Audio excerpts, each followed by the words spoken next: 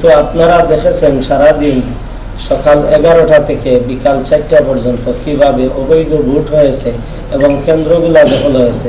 প্রায় 16 থেকে 17টা কেন্দ্র দখল করে দরজা বন্ধ করে এই যে আওয়ামী সন্ত্রাসীরা বর্বরোচিত ঘটনা করেছে এবং জাল ভোট দিয়েছে।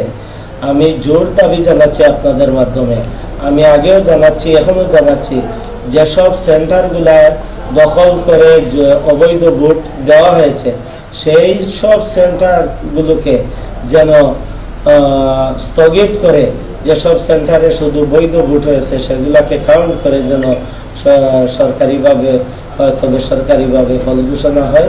কিন্তু যেসব সেন্টারে জাল ভোট হয়েছে জোর দাবি জানাচ্ছি সেই সব সেন্টারগুলোকে নির্বাচন কমিশন তথা সরকারের সমস্ত বাহিনী মিলে যেন অন্তত স্থগিত করে রাখে।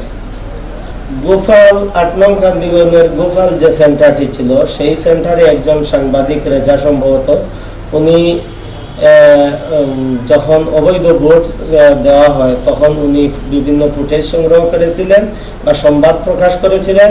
তখন ওই সব এলাকার যে কাঠপিরিসের সমর্থনের আওয়ামী লীগের যে সন্ত্রাসী বাহিনী ওরা এই সাংবাদিকের উপর বর্বরোচিত হামলা চালায়। আমি এর তীব্র নিন্দা প্রতিবাদ জানাচ্ছি। সাংবাদিকরা স্বাধীনভাবে কাজ করবে, তাদের স্বাধীনতা এখনো ফিরিয়ে দেওয়ার জন্য সরকারের কাছে দাবি জানাচ্ছি এবং